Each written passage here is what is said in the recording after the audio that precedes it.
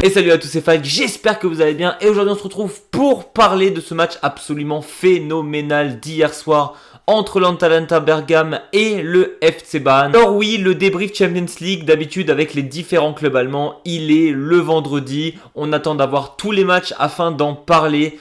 Mais là, on a eu vraiment un match absolument dingue de la part du Bayern. Ne vous inquiétez pas, le débrief complet aura bien lieu la semaine prochaine. On verra si d'ici là, le Galatasaray aura réussi à complètement éliminer Liverpool, ce qu'a fait Leverkusen en Champions League, et évidemment les autres clubs allemands, que ce soit Stuttgart, Freiburg, Mainz, etc. Bon, pour ceux qui sont dans une grotte et qui n'ont pas suivi, le FC Bayern a gagné son premier match de 8ème de finale à Bergame 6-1. Ce qui est le plus gros score de cette semaine. Et j'en vois certains arriver à me dire « Oui mais Falk, tu peux pas après un seul match dire est-ce que le Bayern se positionne comme favori ultime ?» L'Atlético Madrid a bien gagné contre Tottenham 5-2.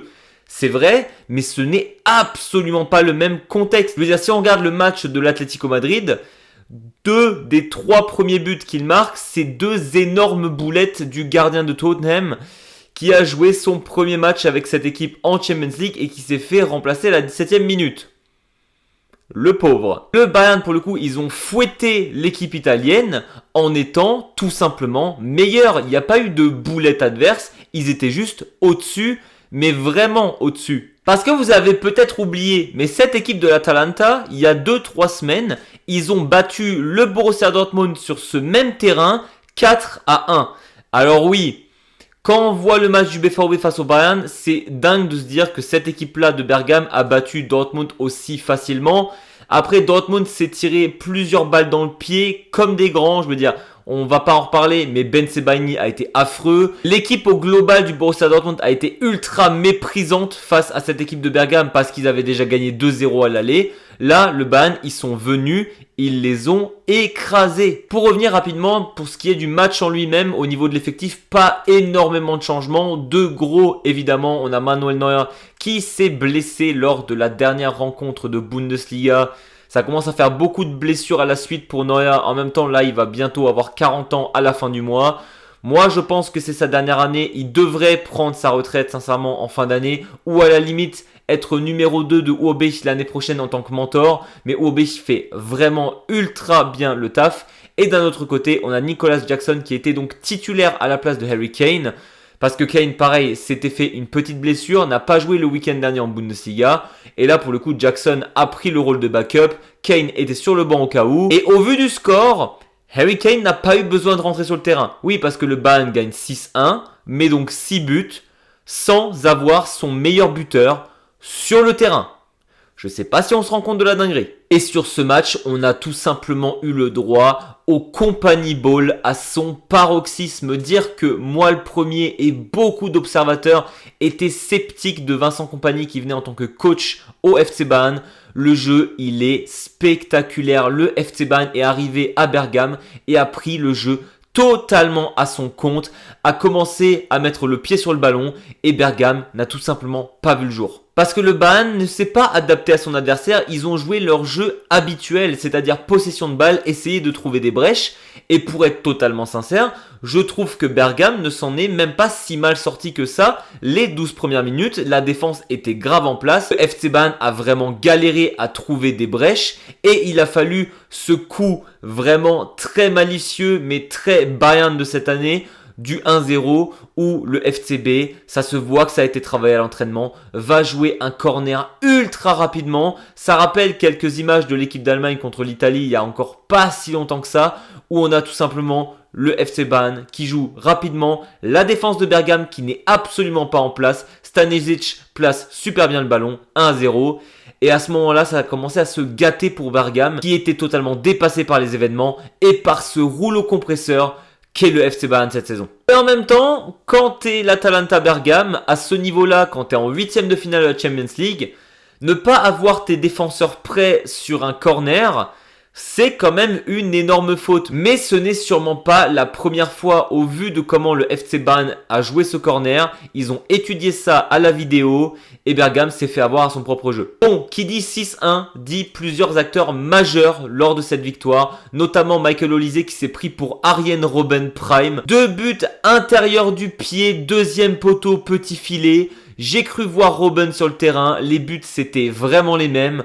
Olise qui a été spectaculaire, qui a eu l'homme du match, totalement mérité. Dans la gestion du jeu, évidemment, Joshua Kimmich, quand il est à ce niveau-là, c'est un pur régal. Je veux dire, est-ce qu'il y a vraiment un meilleur chef d'orchestre dans le football actuel que Kimmich en 6 qui prend vraiment le jeu à son compte et qui dirige toute l'attaque et la défense du Bayern? Il y a très peu de joueurs de foot qui ont ce niveau d'intelligence qu'a Joshua Kimmich. C'est un régal lorsqu'il joue à ce niveau-là. Et c'est vrai qu'en 2026, pour l'instant, c'était assez compliqué. Mais hier, il a été fabuleux. La défense, quant à elle, n'a pas eu énormément de choses à faire. Upamecano a fait quand même les 2-3 stops nécessaires. Il y a aussi Jonas Hobich que j'ai trouvé exceptionnel en tant que gardien. Alors oui, pareil, il n'a pas eu énormément de choses à faire, mais en même temps, quand tu es gardien du FC Bayern, tu sais que tu dois être là au bon moment et pas sur la longueur d'un match. Il a fait 2 arrêts ultra décisifs et même le jeu au pied de Hobich, il est exceptionnel. Je pense notamment à sa passe qu'il fait directement à Gnabry, dans les pieds de Gnabry,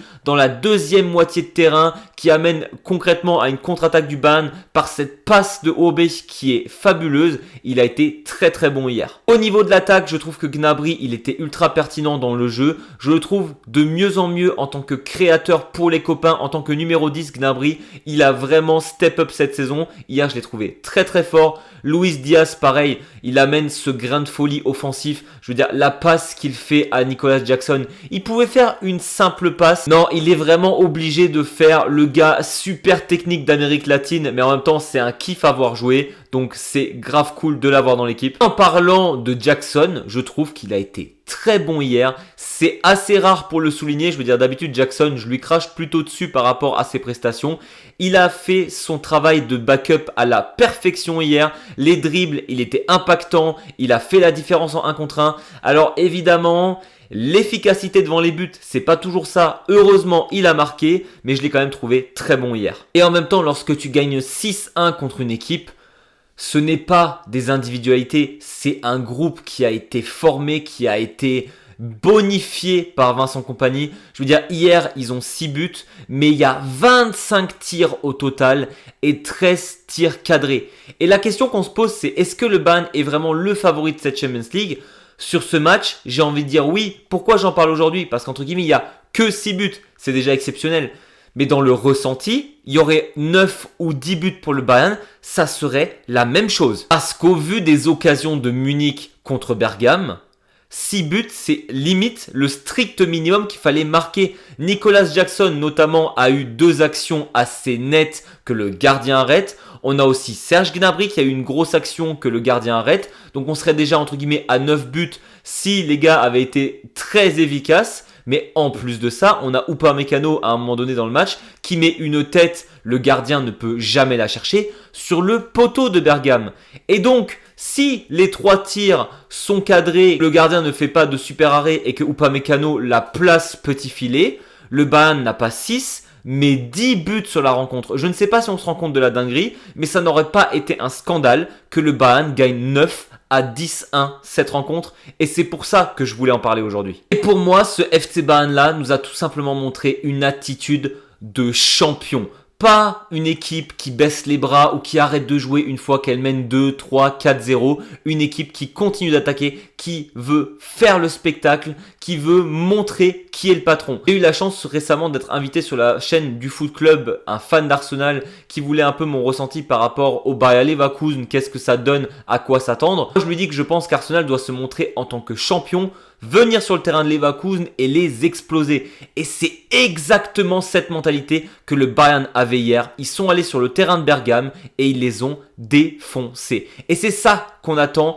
quand on se dit, tiens, qui pourrait gagner avec des champions? Pour moi, le Bayern a montré une attitude de champion. Et faire un statement game comme ça dès les 8e de finale, ça va aussi mettre un peu de pression à la concurrence. Dites-vous là, vous êtes soit Manchester City, soit le Real Madrid. Alors, évidemment, il faut déjà passer l'un ou l'autre club. Mais vous savez qu'il y a donc le Bayern qui vous attend, qui a écrasé son adversaire dès le premier match.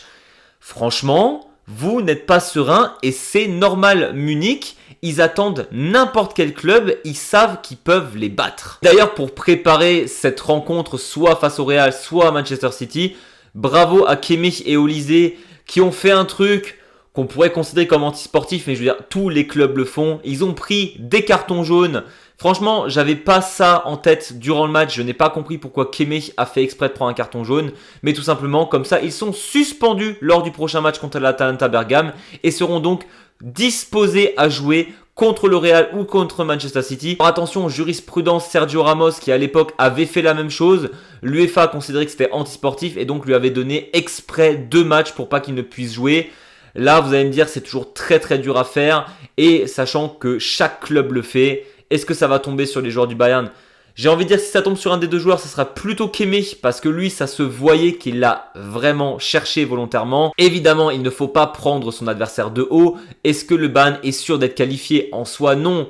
Après, perdre de 5 buts à Munich, alors que ça fait je sais pas combien d'années que Munich n'a pas perdu à la maison en Champions League, j'y crois très peu. Ça peut arriver, il y a un pourcentage qui existe, mais perdre de 5 buts à la maison contre ce Bergame-là, ça me semble quand même compliqué. En tout cas, si ça arrive, il y aura une vidéo sur cette chaîne, la plus salée de l'histoire de l'humanité. Sur cette même rencontre, je tiens à féliciter aussi les fans de Bergame qui ont été lors de tout le match derrière leur équipe malgré qu'ils se faisaient fouetter. Il y avait de l'ambiance, ils ont continué à leur donner de la force. Ils ont même applaudi la prestation de certains joueurs du Bayern. Franchement, les supporters de Bergame étaient exceptionnels hier. Bravo à eux. Et maintenant, quand même, le point noir. Parce que oui, 6-1, c'est sympa.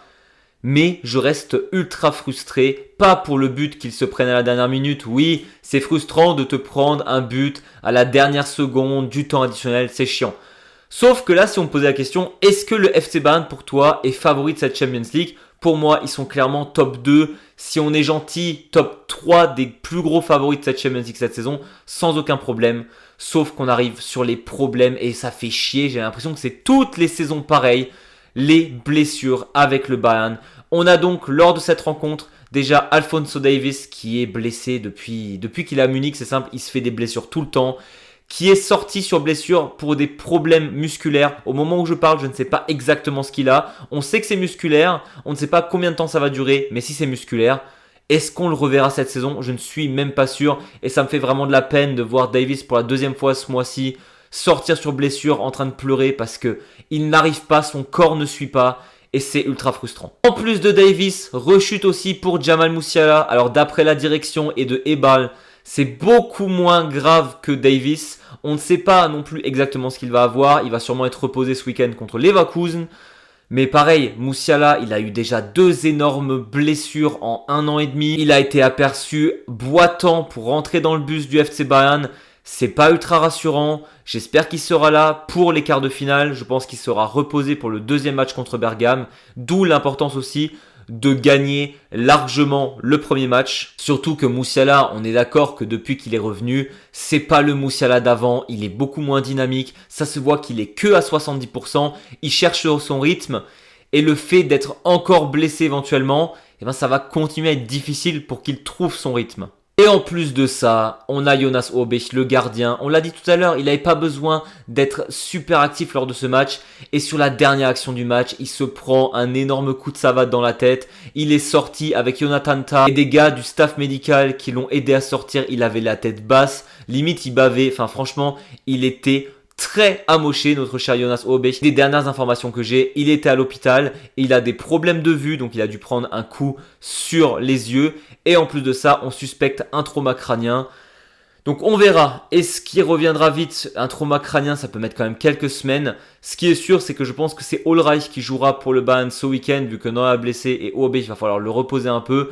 Mais c'est frustrant quand on voit qu'on a un Weidenfeller qui est quand même un gardien légendaire, que ce soit du Borussia Dortmund ou même de la Bundesliga en général, qui dit que Hobech il joue tellement bien qu'il faudrait l'amener au mondial. Il est très très fort, Jonas Hobech, et il est très jeune, et c'est dommage qu'avec, entre guillemets, l'opportunité que Neuer soit blessé, qu'il ne puisse pas jouer à cause d'une action bête de fin de match. J'espère que ça va aller pour lui. Donc c'est frustrant et ça saoule. J'ai l'impression qu'on a tous les ans le même cinéma avec le Bayern. L'année dernière, pareil, énormément de blessures. Du coup, tu perds contre l'Inter de Milan. Et là, j'ai peur de me dire que le Bayern, dans le jeu, pour moi, c'est le plus beau jeu de Champions League. Mais admettons, tu as la moitié de l'effectif qui est blessé contre le Real ou contre City. Ça va être ultra compliqué de les passer et ça va être encore super frustrant. Surtout que ça fait 6 mois qu'on n'arrête pas de le répéter. Oui, l'effectif est très très fort, mais il manque des joueurs et s'il y en a 2-3 qui se pètent, ça va être compliqué. On l'avait anticipé il y a déjà 6 mois, ça aurait été bien que le Bayern fasse les transferts nécessaires l'été dernier. Ça n'a pas été le cas cet été, ça n'a pas été le cas cet hiver. On espère qu'il n'y a pas trop de blessés, sinon ça va être encore le même cinéma.